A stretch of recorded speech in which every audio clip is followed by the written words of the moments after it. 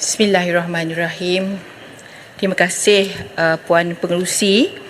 Saya ucapkan terima kasih kepada 25 ahli yang berhormat yang telah berbahas di peringkat jawatan kuasa untuk Kepala B25 dan P25. Saya rangkumkan soalan-soalan ataupun perbahasan-perbahasan ini kepada 12 isu dan ianya amat panjang, so saya pohon kesabaran Puan Pengerusi ya. Pertama, Puan Pengerusi, saya ingin menarik perhatian Dewan Yang Mulia ini berkenaan dengan perbahasan-perbahasan yang tidak terdapat butiran di dalam B25 dan P25, Puan Pengerusi, kerana bajet penggulungan di peringkat jawatankuasa ini hanya harus berbahas berkenaan apa yang dalam butiran. Jadi contohnya, kalau gula tu tak ada dalam butiran sebenarnya. Jadi saya pun pelik juga, ahli parlimen lama-lama macam Arau ni tak faham berkenaan dengan kawalan harga dan sebagainya. Tak ada dalam butiran. Jadi selama ini memang kita tahu mesti ada butiran untuk kita bahas ya. Butiran dalam tahun 2024 bagaimana nak digunakan peruntukan tersebut. Jadi ada banyak perkara yang saya tak boleh nak jawab ya. Pertama berkenaan dengan harga gula, kedua dengan dasar kos sara hidup, agihan subsidi, pengumpulan data, beras ni untuk saya kena sebut dalam Dewan Yang Mulia ini supaya ahli-ahli yang berhormat semua tahu bahawa beras ini tidak termasuk di bawah barang senarai barang kawalan KPDN. Tak tersenarai dalam senarai barang kawalan yang dikawal selia oleh KPDN, beras ya. Dia seluruhnya 100% di bawah Akta Kawalan Padi dan Beras di bawah KPKM. Jadi kalau kita buat operasi-operasi itu ialah untuk dalam konteks membantu KPKM dalam penguatkuasaan. Jadi 12 perkara, 12 isu yang dibangkitkan, saya rangkumkan kepada 12 perkara. Yang pertama, inisiatif Payung Rahmah. Saya ingin menarik perhatian ahli-ahli yang berhormat kepada butiran 040900 inisiatif Payung Rahmah, di mana pada tahun 2023 diletakkan di situ 43.75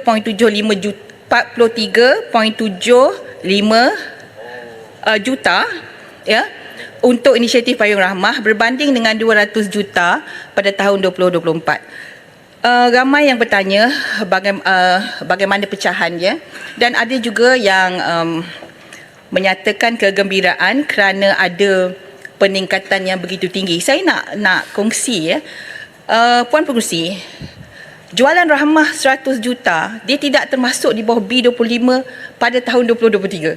Dia termasuk di bawah bekalan B11 di bawah Kementerian Keuangan. Jadi sebab itu kita tengok dekat sini ada hanya 43.75 juta. Ya, sebenarnya 200 juta ini kalau kita pecahkan, dia terdiri daripada, ini Rasah kata subsidi tepung gandum ya Rasah. Sebenarnya 43.75 tu ialah subsidi tepung gandum. Ya, di situ letaknya. Dan dia termasuk balik pada tahun 2024 tapi dimasukkan di bawah inisiatif Payung Rahmah. Kemudian ditambah dengan 2 juta untuk UKK, 1.5 juta untuk gerakan kepenggunaan untuk kita beri kesedaran berkenaan dengan inisiatif Payung Rahmah. Program tindakan sara hidup juga 2 juta, dan akhirnya untuk jualan rahmah kita hanya tinggal 154.5 juta.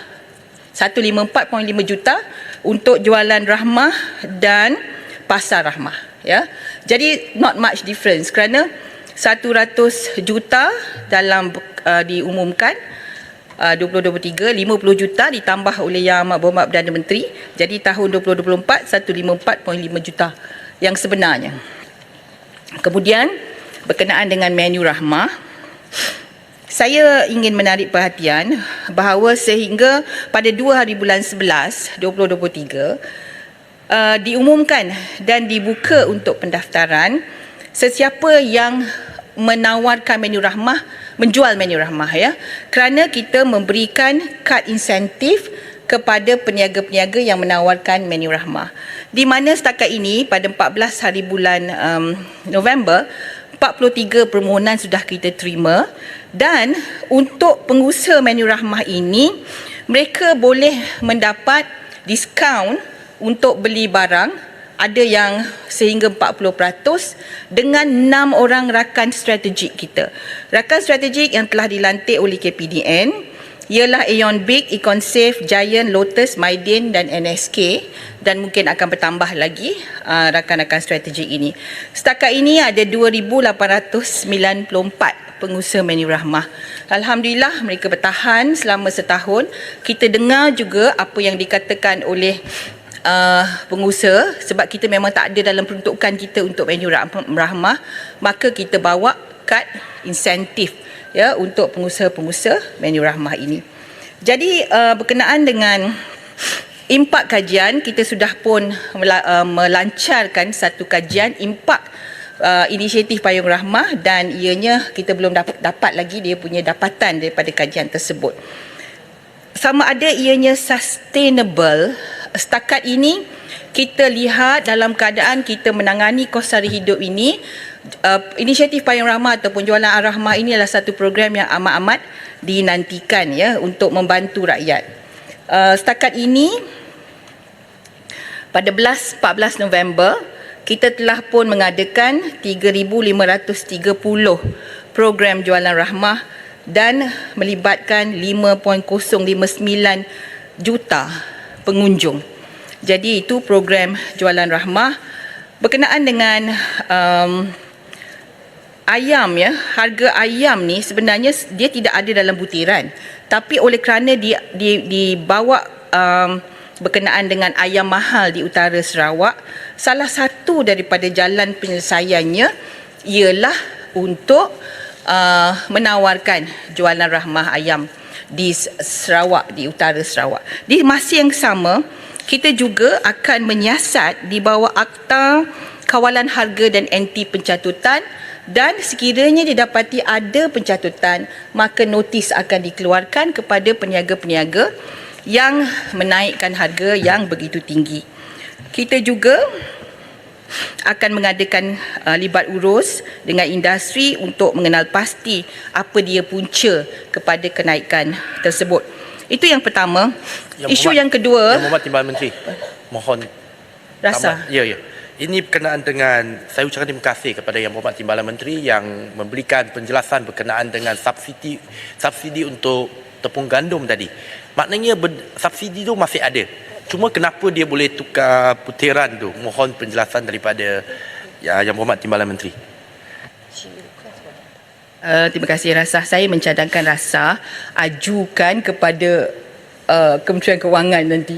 Kami pun baru maklum berkenaan dengan perkara ini, dan oleh kerana subsidi tepung tak ada siapa yang nak pun, mereka tak nak guna pun subsidi tepung ni.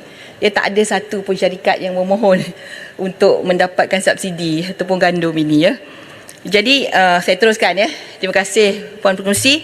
Saya teruskan kepada perkara yang kedua. Isu yang kedua yang dibahaskan ialah berkenaan dengan skim penstabilan harga minyak masak ataupun KOS. Soalan yang pertama berkenaan dengan jumlah peruntukan. Jumlah peruntukan tahun 2023 ialah 500 juta. Sementara jumlah peruntukan yang diperuntukkan pada tahun 2024 ialah 845.5 juta. Saya nak bawa perhatian Dewan ini bahawa ini sebenarnya bukan yang sebenar, kerana perbelanjaan yang sebenar ya memang lebih daripada jumlah tersebut. Kalau belanja yang sebenar pada tahun 2021 ialah 2.19 bilion dan 2022 ialah 2.415 bilion. Ya, dan kita unjurkan sehingga hujung tahun ini unjurannya ialah 1.9 bilion. Ya. Jadi itu unjuran kerana kita banyak bergantung kepada harga sawit ya, CPO. Jadi kita subsidi itu akan berkait dengan harga CPO. Jadi kedua berkenaan dengan kota. Kota sekarang ialah 60,000 metrik tan Puan Pengerusi, dan pada ketika ini tidak ada tidak ada orang kata keputusan ya untuk menaikkan kota tersebut. Bagaimana kita nak memastikan bahawa ianya cukup, seperti yang saya dah jawab dalam Dewan 2 minggu lepas, bahawa kita akan mengadakan penyasaran subsidi. Maka ianya tidak akan ada lagi secara pukal seperti sekarang ini. Kedua, kita juga akan audit di setiap rantaian bekalan, daripada penapis kepada repacker, kepada pemborong, kepada peruncit, dan kita akan tambah baik pula untuk tambah kepada pengguna. Jadi ini adalah work in progress, dan e-cost ini ialah sistem yang akan memastikan bahawa kita dapat menyasarkan subsidi nanti dan memastikan tiada ketirisan berlaku di dalam skim penstabilan harga minyak masak. Saya juga menarik perhatian bahawa yang disebut oleh Kubang Krian tadi, two-tier pricing ya. Two-tier pricing tidak terpakai kepada minyak masak bersubsidi. Kubang Krian, ianya hanya terpakai kepada minyak masak kemasan botol. Yang 1 kilo, 2 kilo, 3 kilo dan 5 kilo tu. Ya, tidak terpakai kepada minyak masak bersubsidi setakat ini ya. Terima kasih kepada yang berkenaan dengan kajian sama ada akan ada kenaikan. Ya betul, saya juga dah sebut dalam Dewan Yang Mulia ini sebelum ini, kerana harga minyak masak subsidi itu RM2.50, sedangkan harga minyak masak terpakai ialah lebih kurang RM3.80 sekilo. Jadi kemungkinan ketirisan itu berlaku amat tinggi, maka kita juga sedang mengkaji berkenaan dengan harga. Ya, supaya mungkin kalau kita naikkan harga, mungkin akan kurangkan juga kos subsidi tersebut. Berkenaan dengan isu yang ketiga, saya menarik perhatian Dewan Yang Mulia ini berkenaan dengan pengedaran barang perlu dan penyeragaman harga. Pengedaran barang perlu ni saya nak tarik perhatian ya. 040500 dalam butiran, dan program penyeragaman harga Sabah, Sarawak dan Labuan ialah 040600. 040600 ialah program port to port. Maksudnya untuk Sabah, Sarawak, kita biaya 40 juta ini untuk port to port, untuk pengangkutan barang-barang perlu itu daripada pelabuhan di Semenanjung kepada pelabuhan di Sabah dan Sarawak. Kemudian di Labuan pula dibawa daripada pelabuhan Kota Kinabalu dibawa ke Labuan. Itu diterangkum di bawah 040600 40 juta ringgit. Dan manakala 040500 ialah program pengedaran barang perlu. Ni barang perlu ini seperti LPG, seperti diesel, seperti RON 95, seperti gula dan sebagainya.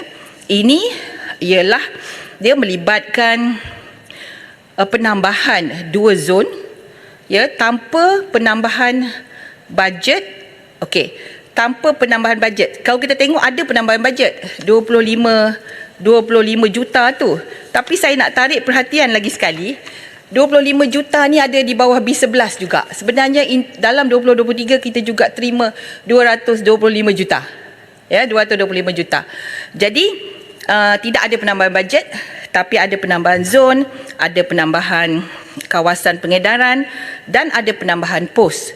Kerana kita ada penjibatan.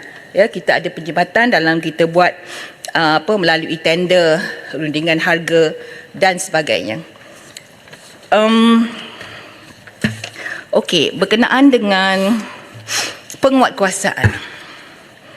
Komitmen kita terhadap penguatkuasaan ini memang untuk jadi jabatan ya, kita tetap committed dan ianya sesuatu yang kita terus akan usahakan untuk jadikan bahagian penguatkuasaan ini kepada satu jabatan.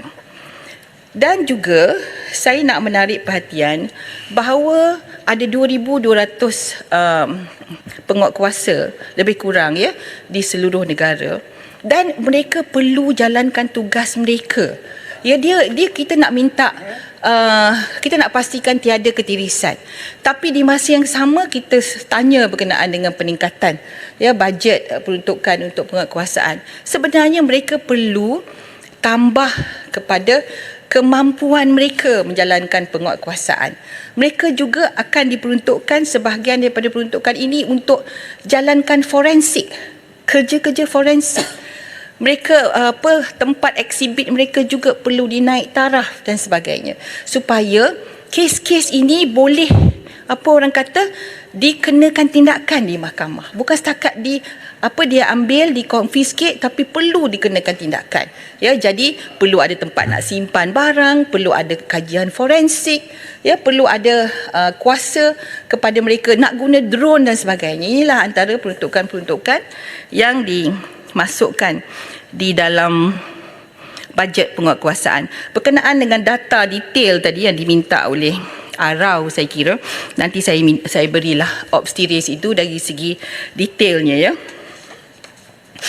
Berkenaan dengan PPH, Pegawai Pemantau Harga, ada total dia, jumlah dia ialah 944 keseluruhannya, dan mereka ini memang kaki tangan kontrak dan setiap kali memang ditanya berkenaan dengan kedudukan mereka. Saya ingin memaklumkan bahawa mereka ini memantau lebih kurang 1,500 premis setiap hari. Mereka memantau harga, pasar raya, pasar basah, pasar mini, kedai runcit, dan mereka key in, mereka masukkan maklumat tersebut ke dalam aplikasi Price Catcher. Ini tugas mereka. Jadi pada sekarang ini ada satu kajian di mana keberadaan PPH ini sedang dikaji. Sama ada mereka ini perlu kita naikkan taraf mereka, akan terserah kepada dapatan kajian ini. Sekiranya kita boleh buktikan bahawa mereka ini amat-amat diperlukan dalam kajian ini, maka ianya akan disahkan kedudukan mereka. Sebab selama ini tidak ada spesifik study berkenaan dengan peranan mereka dan keberkesanan mereka dan sebagainya. Jadi kajian ini juga sedang diadakan. Puan Pengerusi, saya nak terus kepada latihan kepenggunaan. Latihan kepenggunaan, saya ingin maklumkan kita ada gerakan kepenggunaan, gerakan pengguna sekolah, gerakan pengguna siswa. Tadi Tumpat tanya. Dan cuma yang tanya berkenaan dengan PKP, kita belum lantik. Sebab masa arwah meninggal itu belum sempat lantik PKP. Jadi kita belum lantik, tak ada lantikan pada tahun 2023. Kemudian berkenaan dengan ada yang bertanya berkenaan dengan kenapa penambahan yang begitu tinggi daripada 4.5 juta kepada 9 juta. Ini adalah untuk advokasi kepenggunaan. Kita buat hari pengguna kebangsaan, kita laksanakan cabaran interaktif pengguna, kita buat advokasi melalui media sosial, itu antara program-program advokasi. Dan saya nak maklumkan juga Menteri. Tak ada kejap Abang Azrai. Okey, kejap. Saya nak maklumkan juga tak ada siapa yang bangkitkan butiran ini. Berkenaan 040700, saya nak maklumkan ini juga adalah advokasi. Butiran ini melibatkan 1.5 juta ringgit, di mana peruntukan ini diberikan kepada NGO untuk menjalankan, NGO berkaitan dengan kepenggunaan untuk menjalankan program advokasi. Okey, Abang Azrai. Okey, terima kasih kepada pengerusi, terima kasih kepada Menteri. Berkenaan dengan walaupun pelantikan pelaras kepenggunaan Parlimen PKP dilantik, sebab tu saya tanya adakah juga melibatkan ahli-ahli Parlimen pembangkang, kerana soal pengguna ni soal yang merentas parti, dia tidak kira mana-mana parti. Yang pentingnya ialah pengguna kita ialah pengguna yang tidak ada parti ataupun yang ada parti. Minta penjelasan. Terima kasih. Terima kasih Yang Berhormat Bagan Serai. Tahun 2023 ada peruntukan untuk PKP, tahun 2024 tak ada peruntukan untuk PKP. Tak ada dalam butiran. Tapi kalau sekiranya kita rasakan kalau menteri nanti ada, kita rasakan perlu ada PKP ini, perlu ada lantikan, insya-Allah nanti kita bincang berkenaan dengan proses lantikan. Ada sikit. Tuan Menteri, tadi disebut berkaitan dengan status perjawatan PPH tadi, Pengurusan Pemantau Harga. Jadi saya lihat nampak mungkin ada langkah ke belakang kalau kita masih menunggu laporan kajian yang sedang dibuat, kerana kita sudah pun secara realistiknya keperluan pegawai ini sangat penting, banyak sangat penyelewengan harga yang berlaku di bawah sana. Jadi adakah, saya tanya, bila kajian yang akan dihasilkan itu akan memberi kedudukan yang jelas kepada kedudukan PPH kita ini? Terima kasih Sik. Saya tidak lihat ini sebagai langkah ke belakang. Sebab Sik, sebelum ini ramai yang kata kita nak serapkan mereka kepada jawatan tetap. Ramai yang kata daripada si contract for service kepada contract of service dan sebagainya. Tapi tidak ada satu fakta, data yang membuktikan, yang menyokong bahawa mereka perlu diserapkan. Sebab ini melibatkan kos dan sebab itu kita perlu dapatan yang tuntas. Harap-harapnya insya-Allah menyokong keputusan itu dan ianya disiapkan awal tahun nanti insya-Allah. Saya Sik dah bangun ni, saya Sik sebut tadi pasal food bank. Saya tertarik dengan apa yang dikatakan oleh Sik. Saya nak kongsi kepada Yang Berhormat Sik. Sebenarnya program food bank ni kita teruskan dan untuk Ramadan khususnya tahun lepas kita buat satu pilot project bersama dalam MySafe Food juga bersama dengan NGO. Kita buat pilot di 55 bazar Ramadan dan kita berjaya selamatkan 25,000 kilogram makanan dan minuman bernilai dalam RM180,000. Dan Yang Berhormat Sik, saya insya-Allah kementerian bercadang untuk meneruskan inisiatif ini dan sekiranya Yang Berhormat Sik nak berminat, nak terlibat, boleh kita bincang insya-Allah untuk tahun 2024 nanti insya-Allah. Ya Menteri, apa yang kita boleh lihat dari segi inisiatif kerajaan sendiri, kalau dapat berbincang dengan Kementerian Keuangan, bagaimana pasaraya-pasaraya kita yang besar yang mereka juga ada kemampuan untuk memberi sebahagian daripada barang-barang makanan itu kepada food bank itu. Pengecualian cukai yang telah dibuat beberapa negara itu sangat baik dan dapat, yang penting tadi, mengurangkan pembaziran barang-barang yang dibuang selepas mereka tidak dapat menjual di pasaraya-pasaraya. Terima kasih. Sebenarnya Yang Berhormat Sik, perkara ini memang berlaku. Dan memang kita ada food bank, terutamanya food bank siswa. Kita ada dia punya gerobok dia di mana memang syarikat-syarikat menghantar makanan ke food bank siswa ini. Daripada pasaraya dan sebagainya. Di masa yang sama kita juga libat urus dengan NGO-NGO yang terlibat dengan food bank ini. Baru-baru ini pun saya libat urus dengan salah satu daripada NGO iaitu Lost Food. Dan kita sentiasa ada rakan strategik seperti Yayasan Food Bank dan banyak lagi NGO di mana kita berbincang, libat urus bagaimana nak membantu mereka dari segi tax rebate dan sebagainya. Benda tu, perkara itu memang dalam apa yang kita laksanakan insya-Allah. Saya nak teruskan kepada MyCC. Yang pertama berkenaan dengan 15 juta tahun 2023. Tapi tahun 2024 dinyatakan bahawa hanya 12 juta. Saya nak kongsi berkenaan dengan actual perbelanjaan.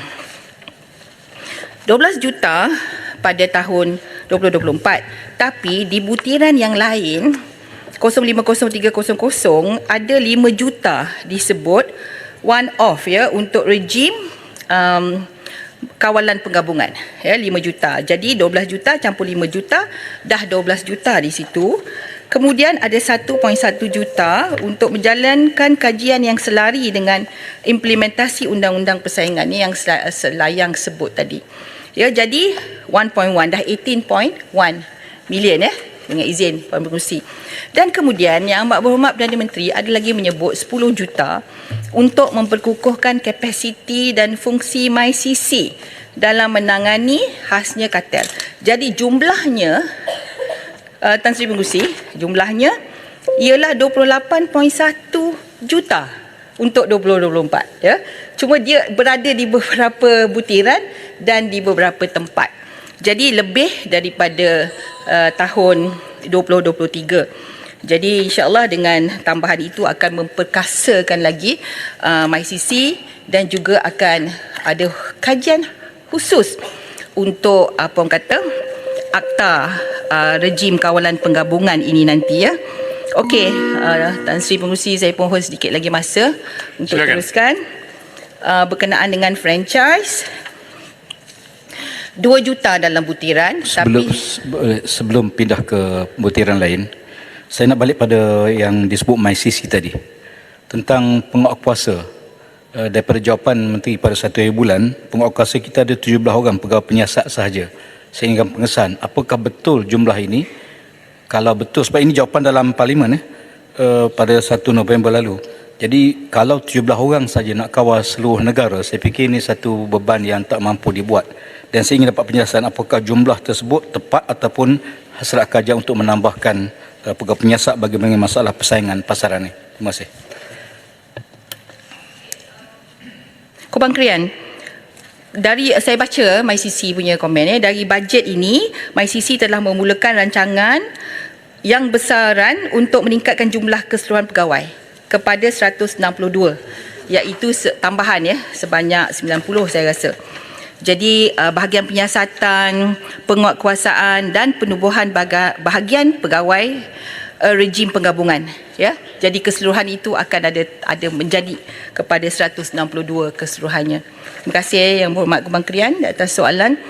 Berkenaan dengan franchise, 2 juta dalam B25, tetapi 10 juta disebut oleh Yang Amat Berhormat Perdana Menteri di dalam ucapan bajet. Jadi seperti biasa lagi 8 juta itu di dalam B11 nanti apabila sebab tahun lepas pun ada banyak yang disenaraikan oleh Kementerian Keuangan di bawah B11 untuk KPDN. Menteri, Timbalan Menteri, saya ingat untuk B11 kita tengok ataupun B12 tu bawah KUSKOP kan? Ianya sebenarnya kalau kita lihat, dia hanya peruntukan pembangunan franchise dan vendor sebanyak 2.235 juta saja. Jadi sebenarnya saya pun nak tanya juga, kalau ikutkan bajet 10 juta, tetapi kalau kita campurkan kedua-dua butiran yang ada, tak sampai pun 5 juta. Jadi mana perginya 5 juta tu, atau pembangunan apa yang dicadangkan di bawah 10 juta oleh dalam speech bajet tu?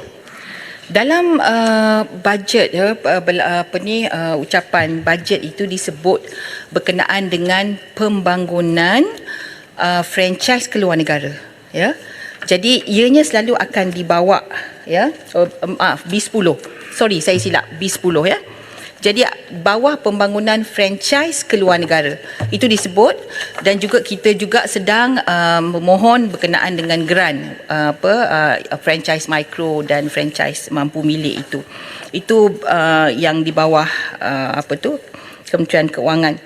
Saya juga ingin menarik perhatian kepada perbahasan ahli-ahli Dewan berkenaan dengan boykot. Saya nak maklumkan bahawa kita ada Akta Franchise 1998 di mana syarikat franchise tertakluk kepada terma dan syarat yang ditetapkan oleh franchisor. Jadi semua jenama asing franchise di Malaysia adalah milik syarikat tempatan melalui konsep franchisee induk. Contoh, McDonald's ialah milik Gerbang Alaf Sdn Bhd dan Starbucks adalah milik Berjaya Group. Jadi apakah sama ada berapa outlet di Malaysia syarikat Gerbang Alaf, Restoran Sdn Bhd mempunyai lebih 300 outlet dan jumlah pekerja tempatan lebih 25,000 orang. Jadi KPDN menjadi pendaftar ya franchise. Saya ingin menarik kepada pengguna pula. Pengguna ni sebenarnya itu hak mereka. Kalau kerajaan nak buat dasar apa pun, pengguna masih ada pendirian mereka dan pengguna boleh fikirkan apakah yang terbaik. Ya, pengguna franchise Malaysia ini, jenama antarabangsa ini, dia bayar royalty. Ya, dia ada bayar royalty. Jadi McDonald Malaysia ada bayar royalty. Akan tetapi penggunalah yang buat keputusan. Ya, pengguna have the right to decide dengan izin Tan Sri Pengerusi apa mereka nak buat. Ya, jadi saya kira itu yang paling penting kerana akhirnya kita tidak boleh buat keputusan untuk semua orang. Ya, saya cuma berikan fakta dan datanya. Seterusnya berkenaan dengan KBBM, kempen beli barangan Malaysia. Jadi kita memang amat menggalakkan. Memang nampak ada naik 2 juta ringgit Malaysia pada tahun 2024. Tapi saya nak menarik perhatian ahli-ahli Dewan Yang Mulia ini bahawa pada tahun 2022 sebenarnya 2023 ada 10 juta, 2024 12 juta, ada nampak peningkatan. Tapi sebenarnya 2022 20 juta. Lagi tinggi, dia ada drop tahun 2023 ya. Jadi itulah yang telah diluluskan oleh Kementerian Keuangan. Jadi kalau misalnya untuk penggunaan 12 juta itu kita merancang pelbagai program sebab memang kita setuju bahawa program kempen beli barangan Malaysia ini adalah satu program yang amat-amat perlu kerana kita nak memastikan bahawa produk-produk tempatan kita mendapat tempat ya. Kita juga menggalakkan kementerian-kementerian lain untuk untuk menyokong kempen beli barangan Malaysia. Pasar raya memang ada ALS ataupun laluan khas untuk kempen beli barang Malaysia. Kita juga buat karnival dan mini karnival dan sebagainya, Tan Sri Pengerusi. Saya teruskan kepada soalan Bangi ya, berkenaan dengan Maipo, kenapa lambat mengambil masa lama untuk diproses ya, terutamanya yang ada bantahan. Saya bacakan berkenaan dengan bantahan ini perlu melalui prosedur ditetapkan di bawah perundangan yang memberi peluang kepada pemohon untuk memberi penjelasan serta memerlukan pemeriksaan yang lebih terperinci. Perbadanan Harta Italian Malaysia atau Maipo sentiasa berkomunikasi dengan pemohon bagi memudah cara proses bantahan dan bangkangan ini.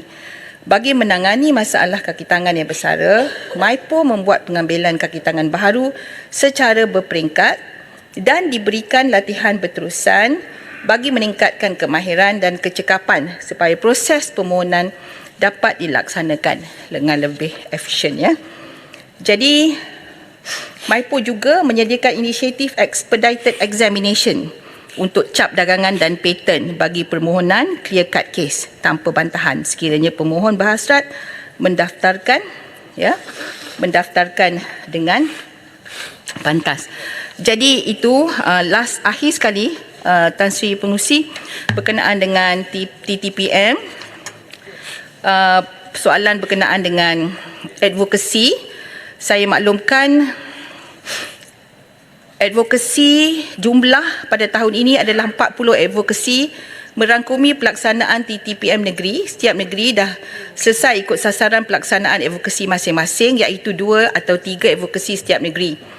Jadi TTPM juga terlibat dalam jemputan advokasi kepenggunaan di negeri-negeri menjadikan jumlah pelaksanaan dan pelibatan TTPM dalam advokasi setakat Oktober 2023 berjumlah 83 program seperti ceramah, seminar, forum, temu bual radio dan sebagainya termasuk pameran booth ialah 128 program telah diadakan.